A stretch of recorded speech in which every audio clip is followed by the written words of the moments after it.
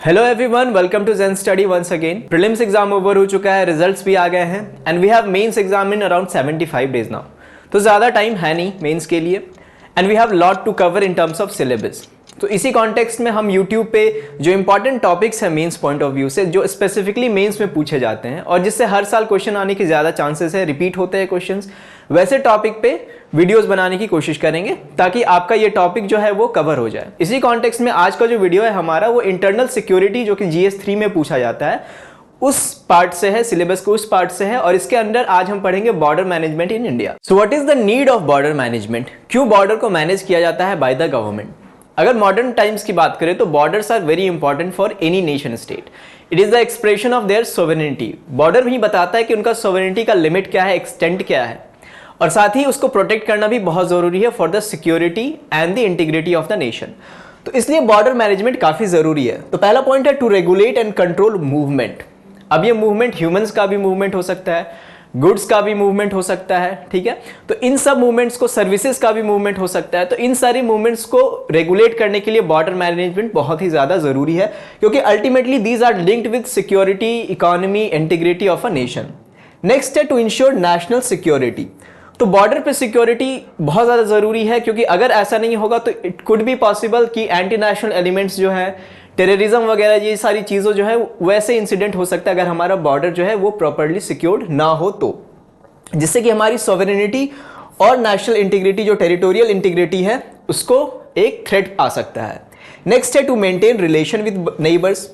तो अच्छे neighbourhood relation के लिए ज़रूरी है कि जो बॉर्डर्स है वो वेल डिफाइंड होने चाहिए। अगर इंडिया की बात करें तो जितने भी बुरे रिलेशन हैं हमारे नेबर्स के साथ, चाहे वो पाकिस्तान हो, चाहे वो चाइना हो, या फिर छोटे कंट्रीज लाइक नेपाल, इवन इनके बीच में भी जो इश्यूज हैं बॉर्डर्स को लेके, वो इसलिए है क्योंकि बॉर्डर्स जो है वो प्रॉपर्ली डिफाइंड नहीं है।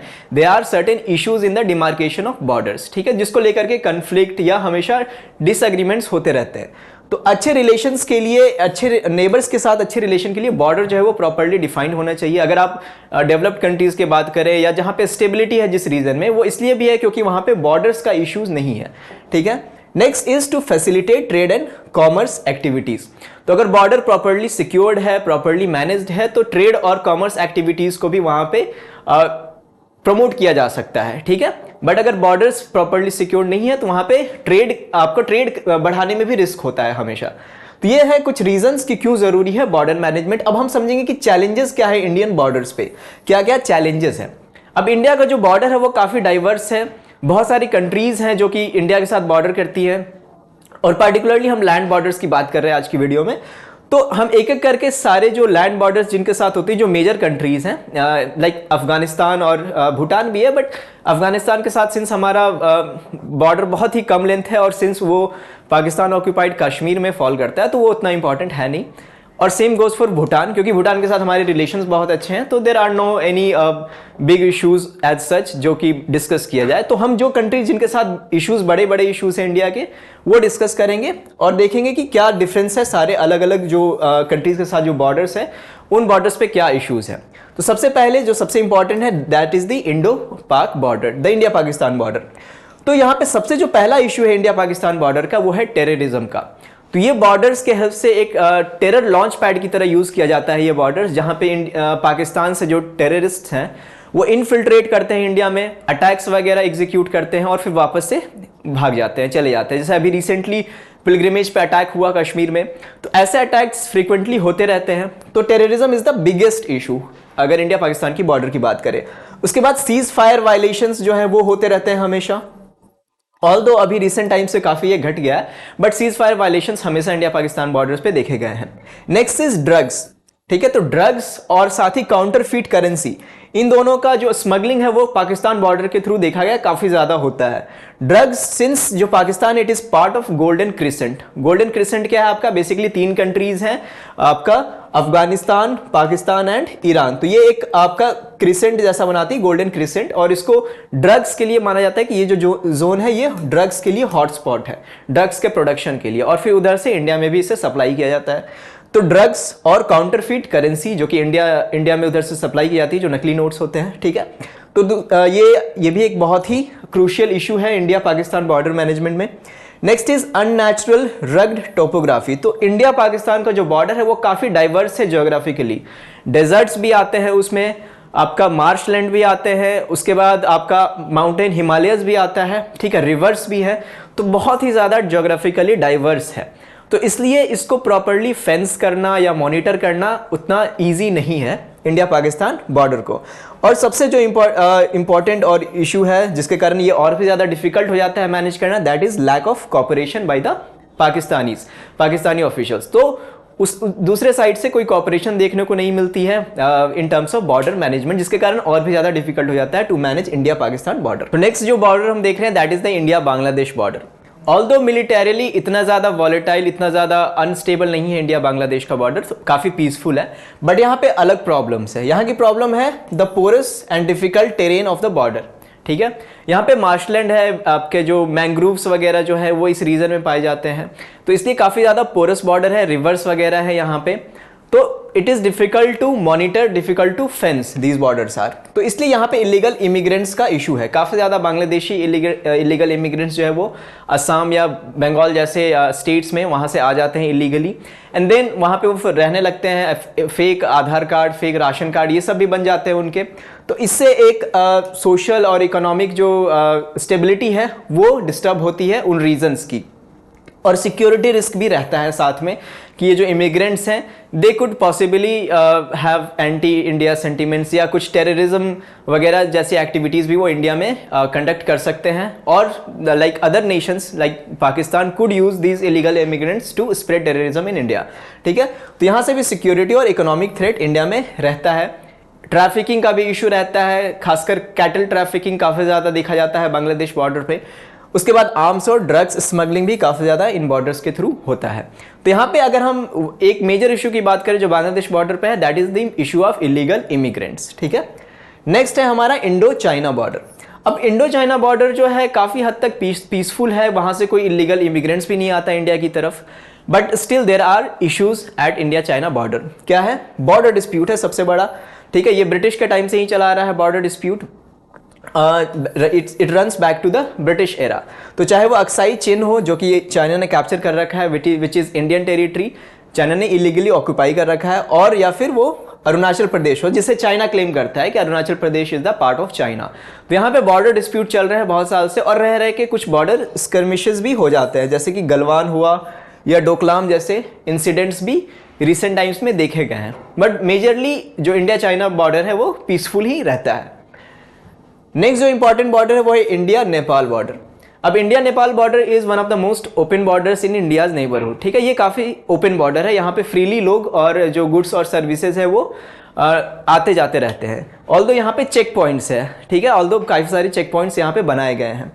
बट सिंस ये ओपन बॉर्डर है इसलिए इसके कारण इश्यूज भी क्रिएट होते हैं। तो ओपन बॉर्डर्स के हेल्प से यहाँ पे smuggling of drugs, arms, gold, counterfeit currency यहाँ भी देखा जाता है। काफ़ी ज़्यादा स्मॉल आर्म्स खासकर जो है नेपाल से इंडिया में स्मगल किए जाते हैं, ड्रग्स वगैरह किए जाते हैं। साथ ही ह्यूमन ट्रैफिकिंग काफ़ी ज़्यादा देखा जाता है नेपाल बॉर्डर पे, इंडिया नेपाल के बॉर्डर पे।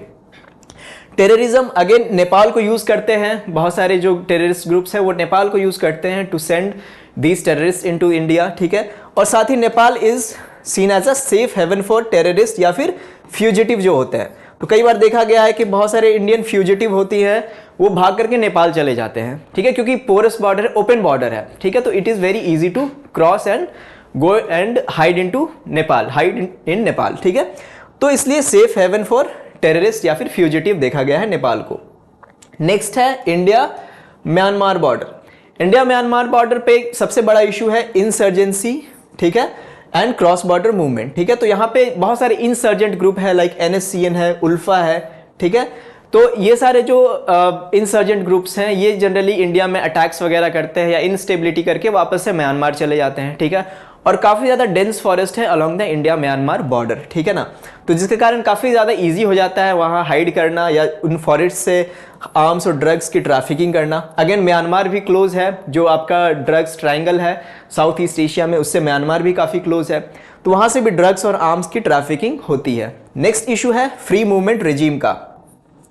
फ्री मूवमेंट रिजीम इंडिया और म्यांमार के बीच में एक एग्रीमेंट है जिसमें कि जो बॉर्डर के अक्रॉस जो लोग रह रहे हैं वो 16 किलोमीटर तक अंदर आ जा सकते हैं विदाउट एनी वीज़ा, ठीक है, क्योंकि उनका हिस्टोरिकल कल्चरल टाइज है across the border, familial ties है, तो इसलिए वो जो ट्राइब्स रह रहे हैं उस एरिया में वो आ जा सकते हैं 16 kilometres inside the border on the both sides. Although इसे अभी टर्मिनेट करने की बात की जा रही थी, बट अगेन नॉर्थ ईस्टर्न जो स्टेट्स है उन्होंने इसके अगेंस्ट प्रोटेस्ट भी किया था। और डिफिकल्ट टेरेन भी है, काफ़ी ज़्यादा फॉरेस्ट है, काफ़ी डेंस फॉरेस्ट है, रेन फॉरेस्ट है along the India Myanmar border. अभी खासकर जो मणिपुर में इंसर्जेंसी देखा जा रहा है उसमें भी इंडिया म्यांमार का बॉर्डर का एक एंगल है, उसके थ्रू वहाँ से म्यांमार से आर्म्स वगैरह एक्सपोर्ट होते हैं। साथ ही जो ड्रग्स का इशू है मणिपुर में वो भी कहीं ना कहीं म्यांमार से रिलेटेड है। तो इंसर्जेंसी जो आपका देखा जा रहा है नॉर्थ ईस्ट इंडिया में, इसका एक फैक्टर इंडिया म्यांमार के जो बॉर्डर इश्यूज है वो भी है। ऑल्दो इस पे गवर्नमेंट ने काफ़ी काम किया, लाइक नागा पीस अकॉर्ड वगैरह साइन किया गया था to ensure peace in the region. अब हम कुछ कॉमन चैलेंजेस देखते हैं। तो ये हमने मेजर बॉर्डर इश्यूज देखे जो कि वैसे कंट्रीज के साथ जो कि ज़्यादा बॉर्डर्स शेयर करती है इंडिया के साथ। हमने भूटान और अफगानिस्तान को छोड़ दिया है क्योंकि they are not that important, वैसा कोई इशू है नहीं। अब कुछ कॉमन चैलेंजेस है। सबसे पहले जो lack of coordination between agencies, तो अलग अलग बॉर्डर पे अलग अलग एजेंसी कोऑर्डिनेट कर रही है। अगर हम पाकिस्तान बांग्लादेश की बात करें तो बीएसएफ है, चाइना बॉर्डर पे आईटीबीपी है, आगे नॉर्थ ईस्ट में अलग ग्रुप है। तो एक कोऑर्डिनेशन का जो है वो there is a lack of coordination, lack of single point control, जिसके कारण इश्यूज आते हैं to maintain to regulate border, undemarcated and unnatural border. अब इंडिया ना एक सिविलाइजेशनल स्टेट है।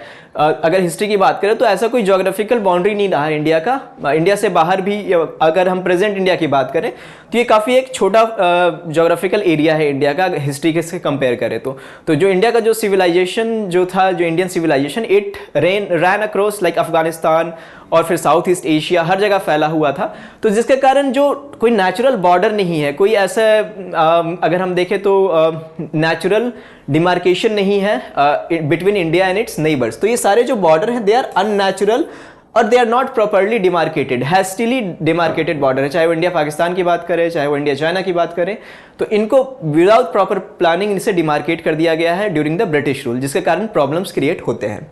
उसके बाद यूनिलैटरल एक्शंस देखे गए हैं इंडियन बॉर्डर्स पे, जैसे कि चाइना और पाकिस्तान ने मिलकर के सीपैक लॉन्च किया था, चाइना पाकिस्तान इकोनॉमिक कॉरिडोर, जो कि जो इंडिया का जो आपका पाकिस्तान ऑक्यूपाइड कश्मीर है उसके थ्रू वो क्रॉस कर रहा था, तो जिसको इंडिया ने अपोज भी किया था। तो ऐसे यूनिलैटरल एक्शंस, जैसे चाइना जो है वो कंस्ट्रक्शन करता है जो इंडियन टेरिटरी है उसमें आकर के कंस्ट्रक्शन कर देता है, तो ऐसे यूनिलैटरल एक्शन के कारण भी जो बॉर्डर मैनेजमेंट है वो डिफिकल्ट हो जाता है।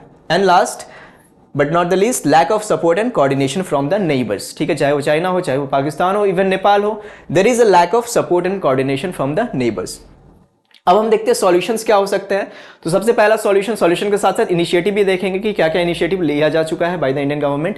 तो सबसे पहला इंप्रूविंग इंफ्रास्ट्रक्चर अलॉन्ग बॉर्डर्स। ये सबसे इंपॉर्टेंट है कि बॉर्डर्स पे हमारा इंफ्रास्ट्रक्चर स्ट्रांग हो, ताकि गुड्स का या हमारे जो मिलिट्री है उनका मूवमेंट ईजी हो बॉर्डर वाले एरिया में, ठीक है। और इसको लेकर के काफ़ी ज़्यादा काम भी चल रहा है इन रिसेंट ईयर्स। अगर हम 2014 से बात करें तो 4-fold इंक्रीज हुआ है in the annual budget of BRO, border road organisation. कुछ एग्जांपल जैसे कि दौलत बेग ओल्डी रोड जैसे बनाए गए, अटल टनल हो गया जो कि आपका रोहतांग पास को, अटल टनल जो कि दूसरा नाम है रोहतांग पास का, उसे बनाया गया। सेला टनल है आपका अरुणाचल प्रदेश में, ठीक है। तो ऐसे कंस्ट्रक्शंस किए जा रहे हैं अलॉन्ग द बॉर्डर, ठीक है, ताकि मूवमेंट ईजी हो। हम जो है आर्म्स वगैरह या व्हीकल्स वगैरह, हमारे जो ट्रूप्स हैं उनको मूव कर पाए, इजीली मोबिलाइज कर पाए। Next is frontier highway along Chinese border, जो कि अंडर कंस्ट्रक्शन है, काफ़ी बड़ा एक हाईवे बनाया जा रहा है जिसे कि फ्रंटियर हाईवे कहा गया है। उसके बाद CIBMS, ठीक है, which is a comprehensive integrated border management system. इसे इंडिया पाकिस्तान बॉर्डर पे इसे लॉन्च किया जा रहा है। अब इसमें क्या है कि लेटेस्ट टेक्नोलॉजी यूज़ किए जाएंगे, लाइक सेंसर्स यूज़ किए जाएंगे, ड्रोन्स वगैरह यूज़ किए जाएंगे, कैमरास हाई क्वालिटी, तो इन सब को इंटीग्रेट करके एक बॉर्डर मैनेजमेंट सिस्टम क्रिएट किया जाएगा, तो जो कि फिलहाल इंडिया पाकिस्तान बॉर्डर पे जिसे इंप्लीमेंट किया जा रहा है।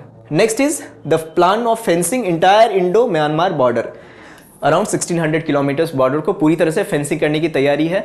ऑल्दो ये काफ़ी डिफिकल्ट जॉब है और अगेन प्रोटेस्ट भी हो रहे हैं नॉर्थ ईस्ट में due to free movement regime, but ऐसी तैयारी हो रही है कि हम प्रॉपर फेंसिंग करेंगे the India Myanmar border. Check points वगैरह बनाए जा रहे हैं बहुत सारे बॉर्डर्स पे, फॉर एग्जाम्पल जोगबनी जो कि नेपाल के अलॉन्ग है, मोरे जो कि मणिपुर और म्यांमार बॉर्डर पे है, and then there is Dawki जो कि मेघालय और बांग्लादेश के बॉर्डर पे है। ऐसे और भी बहुत सारे चेक पॉइंट्स हैं ताकि जो गुड्स वगैरह या जो पीपल मूव कर रहे हैं उन पे एक प्रॉपर रेगुलेशन लगाई जाए, प्रॉपर एक इंस्पेक्शन हो उनकी, ठीक है। And last is the development of villages towns across the border. अब सिर्फ एक हार्ड अप्रोच लेना यहाँ पे काम नहीं आएगा, इसके साथ साथ हमें एक सॉफ्ट अप्रोच भी लेना पड़ेगा कि जो बॉर्डर वाले एरियाज़ हैं वो काफ़ी सेंसिटिव एरियाज़ होते हैं, वहाँ के जो विलेजेस हैं, वहाँ जो टाउन्स हैं वो काफ़ी सेंसिटिव होते हैं, साथ ही वहाँ डेवलपमेंट नहीं हो पाता क्योंकि वो काफ़ी रिमोट एरियाज़ होते हैं, तो इसके कारण वहाँ रेडिकलाइजेशन भी इजीली किया जा सकता है उन एरियाज़ में। तो इसके लिए ज़रूरी है कि उन एरियाज़ का डेवलपमेंट पे ध्यान दिया जाए, वहाँ पे हेल्थ केयर, एजुकेशन जैसी फैसिलिटीज़, प्रॉपर इंफ्रास्ट्रक्चर, ये सारी चीज़ें प्रोवाइड की जाए जिससे कि एक उनका इंटीग्रेशन हो बाकी के कंट्री के साथ। तो इसके लिए जैसे आर्मी ने ऑपरेशन सद्भावना भी स्टार्ट किया हुआ था, ठीक है, जहाँ पे एजुकेशन वगैरह प्रोवाइड किया जाएगा जो किड्स हैं या जो यंग यूथ है उनको ये सब चीज़ें। और साथ ही एक ऐसा स्कीम भी चलाया गया था, स्कीम एज इन सेंस एक इनिशिएटिव लिया गया था कि जो बॉर्डर वाले विलेजेस हैं उन्हें हम लास्ट विलेज कहते थे, बट ऐसा डिसाइड किया गया कि नहीं, उन्हें हम फर्स्ट विलेज कहेंगे, फर्स्ट विलेजेस ऑफ इंडिया, ठीक है, ताकि उनका थोड़ा इंटीग्रेशन हो इंडियन पूरे इंडिया जो है रेस्ट ऑफ द इंडिया उसके साथ। तो ऐसे अप्रोचेस भी बहुत ज़रूरी है। कुछ और सॉल्यूशंस हैं जो कि जैसे कि एक माधव गोडबोले टास्क फोर्स बनाया गया था जिन्होंने कुछ सजेशन दिया था। माधव गोडबोले टास्क फोर्स का सजेशन था कि सीआरपीएफ को काउंटर इंसर्जेंसी के लिए लगाया जाए और बाकी जितनी भी पैरामिलिट्री फोर्सेज हैं जैसे कि बीएसएफ हो गए या सीआरपीएफ हो गए, इन सबको बीएसएफ जैसे जो अदर पैरामिलिट्री फोर्सेज हैं और आईटीबीपी जैसे, उनको बॉर्डर मैनेजमेंट पे पूरी तरह से यूज़ किया जाए, यानी उन फोर्सेस को दूसरी जगह यूज़ ना करें हम, बीएसएफ आईटीबीपी इन फोर्सेस को, इनको पूरी तरह से बॉर्डर मैनेजमेंट के लिए हम लोग यूज़ करें। नेक्स्ट जो है कि जो भी पैरामिलिट्री बॉर्डर मैनेज कर रहे हैं they should be directly under the army. Currently ये सारे पैरामिलिट्री ये सीएपीएफ जो है उसके अंडर आती हैं, आर्मी के अंडर नहीं आती, तो इनका सजेशन था कि ये आर्मी के अंडर आनी चाहिए, एक सिंगल पॉइंट ऑफ कंट्रोल होना चाहिए, इंटीग्रेटेड अप्रोच होना चाहिए, and lateral induction from army to increase effectiveness, ठीक है। तो आर्मी से जो ऑफिसर्स हैं, आर्मी के जो पर्सनल्स हैं, उनको इंडक्ट किया जाए इनटू द पैरामिलिट्री ताकि उनकी इफेक्टिवनेस बढ़े ज़्यादा, ठीक है। Next is the principle of single point control, यानी एक सिंगल पॉइंट होना चाहिए जहां से पूरे बॉर्डर्स को मैनेज किया जा रहा है, ठीक है। एक मतलब ऐसे साइलोज में ऑपरेट करने से अच्छा है कि सिंगल पॉइंट से कंट्रोल करें एक सिंगल अप्रोच के साथ। And last but not the least, cooperation with neighbouring countries, जितने भी हमारे नेबरिंग कंट्रीज है कोशिश करनी चाहिए कि उनके साथ कोऑपरेट करें और साथ मिल करके बॉर्डर मैनेज करें। फॉर एग्जांपल अगर म्यांमार की बात करें तो there is IMT trilateral highway, ठीक है, इंडिया म्यांमार थाईलैंड हाईवे। ऐसे और भी प्रोग्राम्स हम लोग इनिशिएटिव लॉन्च कर सकते हैं, BBIN है, ठीक है, बांग्लादेश भूटान इंडिया नेट, ऐसे करके ये भी एक प्रोग्राम है, एक प्रोजेक्ट है। तो ऐसे और भी प्रोजेक्ट्स हम लॉन्च कर सकते हैं with the help of with the cooperation and coordination of our neighbouring country, जिससे कि बॉर्डर को मैनेज करना इजी हो जाए। तो ये आज के वीडियो में हमने देखा कि कैसे बॉर्डर मैनेजमेंट इंडिया में क्यों एक बड़ा प्रॉब्लम है और इसको लेकर के क्या क्या इनिशिएटिव्स लिए गए हैं। ऐसे ही और भी वीडियोस लाएंगे हम इंटरनल सिक्योरिटी पे और भी इंपॉर्टेंट टॉपिक्स जो मेंस के लिए हैं। सो कीप वॉचिंग जेन स्टडी।